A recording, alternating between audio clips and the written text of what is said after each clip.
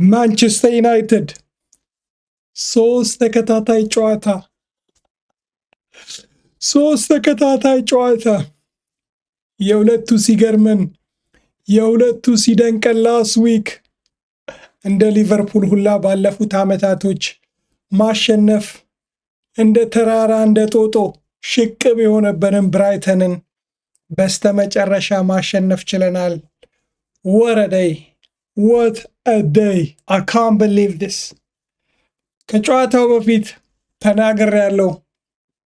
ሩበን አሞሪም የሊቨርፑልን ጨዋታ ማሸነፍ ትርጉም የለውም፣ በተለይም ደግሞ ባለፉት ዓመታቶች ይህንን ቡድን አለማሸነፋችንን ተከትሎ ይህንን ጨዋታ ማሸነፍ አለበት፣ ከሊቨርፑልም ጨዋታ በተለየ መልኩ ተጫውተን መሸነፍ አለብን ስለነበረ ኦፍኮርስ ሩበን አሞሪም ይህንን በነ ብራያን ምቤሞ በነ ማቲያስ ኩኛ በአጠቃላይ በቡድኑ ምርጥ እንቅስቃሴ ይህንን ድል ማሳካት ችሏል። ስለ ጨዋታው ስለ ኢንዲቪጁዋል ፐርፎርማንስ ከማንሳቴ በፊት we have to talk about this guy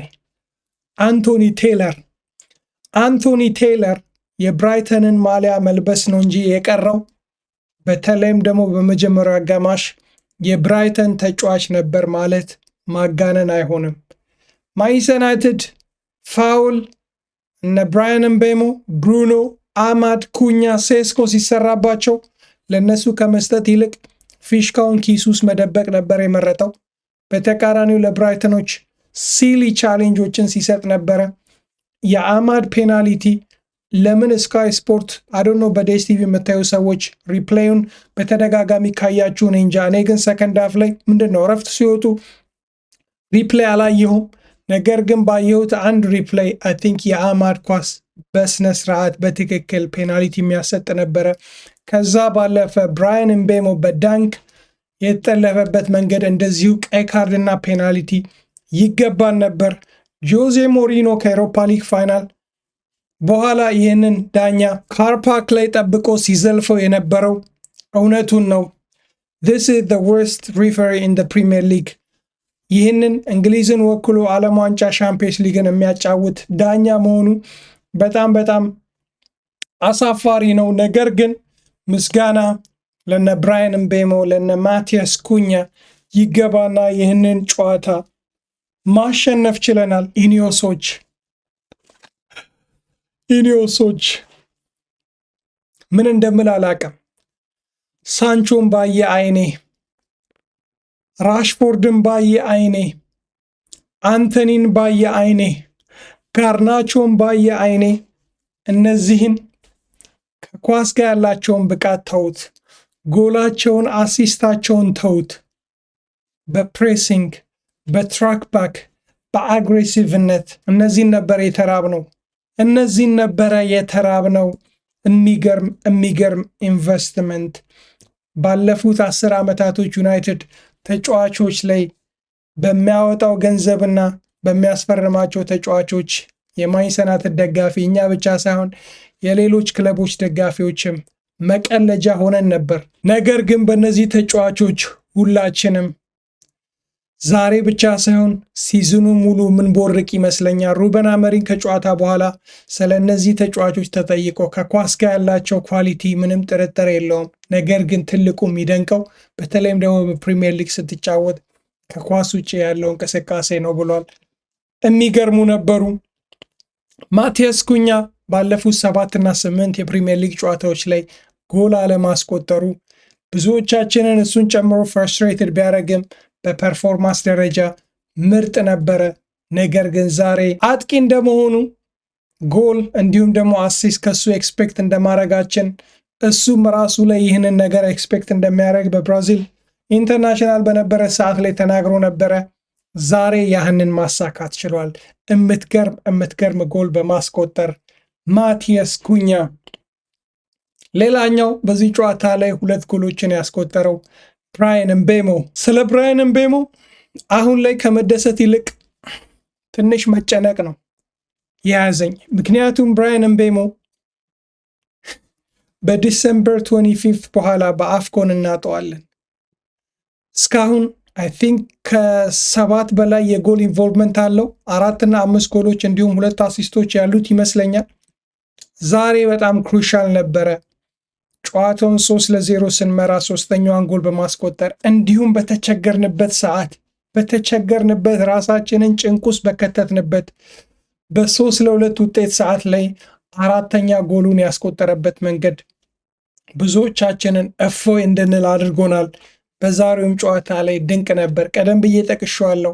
ማቴዎስ ኩኛ በሉት፣ ብራያን ምቤሞ በሉት፣ ሴስኮ በሉት ከጎላቸው እንዲሁም ደግሞ ከአሲስቶቻቸው በተጨማሪ የወርክ ሬታቸው የሚገርም ነበረ። አስታውሳለሁ ላስት ሲዝን ሩበን አሞሪም የፕሪሚየር ሊግ ዋንጫን የምትፈልግ ከሆነ እንደ ማድ ዶግ መሮጥ አለብህ፣ እንዳበደ ውሻ መንቀዥቀዥ አለብህ፣ መሮጥ አለብህ ሲል ነበር። ባለፉት ዓመታቶች በዩናይትድ ተጫዋቾች በአንቶኒ በለው፣ በጋናቾ በለው፣ በራሽፎርድ በለው፣ በሳንቾ በለው ሌዚ ነገር ነበረ ስናይ የነበረው። ትራክ ባክ ያረጉ ነበረ፣ ፕሬስ ያረጉ፣ አግሬሲቭ አይደሉም። ማቴዎስ ኩኛ በዚህ ጨዋታ ላይ በቀኝ በለው በግራ በለው የራሳችን የጎል ክልል ጋር ሄዶ እነ ዲሊትን እነ ዮሮን ሲያግዝ ነበረ። ብራያን ምቤሞም እንደዚሁ ነው፣ ሴስኮም እንደዚሁ ነው።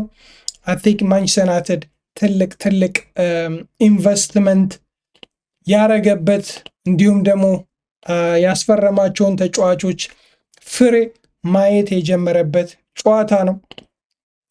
በጨዋታ ረገድ አይ ቲንክ ከሊቨርፑሉ ጨዋታ የተሻለ ነገር ወይንም ደግሞ የተለየ ነገር በሩበን አሞሪም እናያለን ብዬ ከዚህ በፊት ቪዲዮ ሰርቼ የነበረ ከጨዋታው በፊት። እርግጥ ነው በዚህ ጨዋታ ላይ ፐርፌክት የሚባል ፐርፎርማንስ ባይሆንም ዴፊኒትሊ እንደ ሊቨርፑሉ በሎ ብሎክ እና በሚድ ብሎክ በሎንግ ቦል አይደለም ስንጫወት የነበረው። በስታት ደረጃ ፕሮባብሊ ሰከንድ ሃፍ ላይ በተለይም ደግሞ ብራይተኖች የመጀመሪያውን ጎል ካስቆጠሩ በኋላ አይ ቲንክ ከዩናይትድ የተሻለ ተጫውተዋል፣ እንዲሁም የተሻለ የጎል ዕድሎችን ፈጥረው ነበረ። ነገር ግን ኢንጀነራል በተለይም 3-0 እስክንመራ ድረስ የነበረው ፐርፎርማንሳችን በጣም ድንቅና ይበል የሚያስብል ነው። በተጫዋቾች ደረጃ እያንዳንዱ ኢንዲቪዥዋል ፐርፎርማንስ በስሱ ለማየት እንሞክራለን። አይ ቲንክ ሰኒ ለማንስ የሚገራርሙ 2 ሴቮችን አድርጓል። ትንሽ የዊልቤክ ቅጣት ምት ላይ የተሻለ ማድረግ ይችል ነበር የሚለው አጠያቂ ቢሆንም ኢንጀነራል ግን በጣም ጥሩ ፐርፎርማንስ ነው። በተለይም ደግሞ 1 2 እና 3 ሾቶች ሲደረጉበት ያህንን የሚደረገውን ሾት እንደነ ባይንደር እንደነ ኦናና ቦክስ ውስጥ ከመጥፋት ይልቅ ወደ ኮርና እንዲወጡ ወደ ፎሪ እንዲወጡ የሚያደርግበት መንገድ በጣም የሚደነቅ ነው። በላመንስ እኛ ብቻ ሳይሆን ተከላካዮችም አይ ፊል ሴፍ እንደሚሉ አክንሴንስስ በተከላካይ መስመር ሁሉም ተጫዋቾች ምርጥ ነበሩ። በተለይም ስፔሲፊክሊ ሉክ ሾ ተቀይሮ እስኪወጣ ድረስ አይ ቲንክ ከኩኛ ጋር በመሆን የማንቸስተር ዩናይትድ ቤስት የሚባል ፕሌየር ነበረ። ኦልሞስት የብራይተኑን 10 ቁጥር ሩተርን ማርክ እያደረገ ኦልሞስት ሃፍዌይ ላይን እየሄደ ነበረ። አይ ቲንክ የማንቸስተር ዩናይትድ 3ኛ ጎል ስትቆጠር ከብራይተኑ 10 ቁጥር ላይ ሉክ ሾ እዚህ ድረስ በመምጣት በቀማው ኳስ ነበርና ሉክ ሾ በዚህ ጨዋታ ላይ ድንቅ ነበረ። ኢቨን ሉክ ሾ ከወጣ በኋላ ነበረ የማንቸስተር ዩናይትድ የመከላከል መስመር ሼኪ ሞመንቶችን ያሳየው በዶጉ እንዲሁም ደግሞ በሄቨን። አይ ቲንክ ሉክ ሾ በዚህ ጨዋታ ላይ ድንቅ ነበረ ከዮሮ እንዲሁም ደግሞ ከዲሊት በተጨማሪ። ከዛ ባለፈ አማድ የተቀየረበትን ምክንያት አላቅም ጉዳት ካልሆነ በስተቀር እሱም ቢሆን ድንቅ ነበረ። ዲያጎ ዳሎት ስለሱ ምንም ማለት አልፈልግም። 90 ደቂቃ እንዴት እንደሚጨርስ ግራ ነው የሚገባኝ። ዛሬ በግራ ጀምሮ በቀኝ ጨርሷል። ሌላው ሚድፊልደር ላይ ብሩኖ ፈርናንዴስ 300ኛ ጨዋታውን አድርጎ በጣም ደስ የሚል ነው። እርግጥ ነው በዚህ ጨዋታ ላይ ጎል አላስቆጠረም እንዲሁም አሲስት አላረገም። ነገር ግን የዩናይትድን የኳስ ቁጥጥር ቴምፖን በማቀዝቀዝ በማፍጠን የሚገርም ነበረ። ካሰሜሮም ቢሆን እንደዚሁ ድንቅ ነበረ። አይ ቲንክ ሉክ ሾ እና ካሰሜሮ ሲወጡ ነበረ ዩናይትድ የተቸገረው። በተለይም ጨዋታውን በማረጋጋት ደረጃ ካሰሜሮ የነበረው ሚና ትልቅ ነበር። ማቴዎስ ኩኛ አም ግላድ ዊ ሳይንድ ሂም አሚን። በዚህ ቦታ ላይ ብዙ ተጫዋቾችን አይተናል። ሳንቾን አይተናል፣ ጋናቾን አይተናል፣ ራሽፎርድን አይተናል። ከሶስቱ በፕሮባብሊ በ10 እጥፍ የተሻለ እግር ኳስ ተጫዋች ነው። ከሶስቱ በመቶ እጥፍ ከኳስ ውጪ አግሬሲቭ በሆነ ፕሬሲንግ ኳስ በመቀማት የተሻለ ተጫዋች ነው። ትክክለኛ ብራዚላዊ ብቻ ሳይሆን ትክክለኛ እንደነ ጋቱሶ ያለ ጣሊያናዊ ደምም ያለው ተጫዋች ነው። በጣም የሚገርም ፐርፎርማንስ ነበረ። የመጀመሪያ ጎሉንም ማስቆጠር ችሏል። እንዲሁም ብራያን ምቤሞ ቀደም ብዬ ጠቅሼዋለሁ። የብራያን ምቤሞ አይ ቲንክ ማንቸስተር ዩናይትድ በዚህ ሰመር ካስፈረማቸው ከየትኛውም ተጫዋቾች መካከል በቁጥርም ሆነ በፐርፎርማንስ ደረጃ ድንቅ ተጫዋች ነው። ዛሬም 2 ጎል አስቆጥሯል።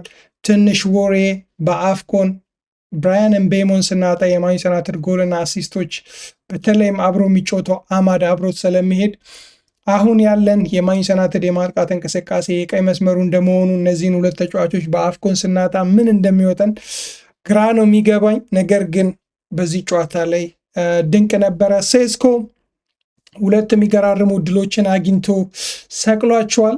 ነገር ግን 1 አሲስት በተለይም ለብራያን ምቤሞ 3ኛ ጎል አሲስት ያደረገበት መንገድ ድንቅ ነበረ። ያዝልቅልን ነው የሚባለው። እንግዲህ እንደምታዩት የደረጃ ሰንጠረዡ ላይ በ16 ነጥቦች 4ኛ ሆነናል። ከግሪምሲ ጨዋታ በኋላ ማንቸስተር ዩናይትድ ሊቨርፑልን በልጦ ሊቨርፑል 1-0 እየተመራ ነው በብሬንፈርድ። ሊቨርፑልን፣ ቼልሲን፣ ቶተናምን በልጦ 16ኛ ይሆናል ብትሉኝ ዩአር ክሬዚ ነበር የምላችሁ። ነገር ግን እውነት ነው። 16ኛ በ16 ነጥብ 4ኛ ሆነናል። እስከ ኢንተርናሽናል ብሬክ በኋላ ያሉን ጨዋታዎች በጣም ወሳኝ ናቸው። ሌላ ማለት የምፈልገው ነገር አይ ቲንክ በዛሬው ዊን ላይ የተረዳሁት ወይንም ደግሞ ያየሁትና ያስተዋልኩት ነገር አይ ቲንክ በዚህ ሲዝን ካሻሻልናቸው ነገሮች መካከል በግንባር ቀደምትነት መጠቀስ ያለበት የሆም ሪከርዳችን ነው። በዚህ ሲዝን ከአርሰናሉ ጨዋታ በኋላ ባረግናቸው 4 የሆም ጨዋታዎች ኦልድ ትራፎርድ ጨዋታዎች 4 ተከታታይ ድሎችን ማስመዝገብ ችለናል። ላስት ሲዝን በ18 የፕሪሚየር ሊግ ጨዋታዎች ምን ያክል የኦልድ ትራፎርድ ጨዋታዎችን ያሸነፍን ይመስላችሁ ነበረ? 7 ጨዋታ ብቻ ነበር ያሸነፍነው። ኦልሬዲ ያንን ሪከርድ ማች ለማድረግ በ9 ጨዋታ 4 ደርሰናል። 4 ዊን። የአርሰናሉን ጨዋታ ማሸነፍ ነበረብን እድል ከኛ ጋር ባለመሆኗ እንጂ። ትልቁ ችግር የነበረው ላስት ሲዝን ኢቨን ሩበን አሞሪም ተጫዋቾቹ ነርቨስ ይሆናሉ፣ ደጋፊው ጎል ሲቆጠርብን ነርቨስ ይሆናል ሲል ነበረ። በዚህ ሲዝን ኢቨን እንደ ዛሬው ጨዋታ 2 ጎል ተቆጥሮብን ራሳችን ላይ ነገሮችን ብናከብድም ደጋፊዎቹንም ተጫዋቾችንም በተወሰነ መልኩ ነርቨስ ብናረግም በስተመጨረሻ በድል መውጣታችን እና የኦልድ ትራፎርድ ምርጥ ሪከርዳችንን ማስቀጠላችን በጣም ደስ የሚል ነገር ነው። በዛሬው ጨዋታ ላይ ሩበን አሞሪም እንደ ሊቨርፑሉ ጨዋታ ሁላ በሎ ብሎክ እንዲሁም ደግሞ በሎንግ ቦል ይጮታል የሚል ስጋት ነበረብኝ። ነገር ግን ይህንን አላየሁትም። ቀደም ብዬ እንዳልኩት ፐርፌክት የሚባል ፐርፎርማንስ ባይሆንም በተለያዩ መንገድ የተለያዩ ቡድኖች ላይ የተለያዩ ፎርሜሽን እንዲሁም ደግሞ የጨዋታ ስትራቴጂ ይዞ በመግባት 3 ነጥብ ማግኘት እንደምንችል የተማርንበት ያየንበት ጨዋታ ነው። ሩበን አሞሪም ክሬዲት ይገባሃል። Let's get 4 win in a row next week. Come on United. እንኳን ደስ አለን። ቪዲዮን ላይክ ማድረግ እንዲሁም ደግሞ ሰብስክራይብ ማድረግ እንዳትረሱ።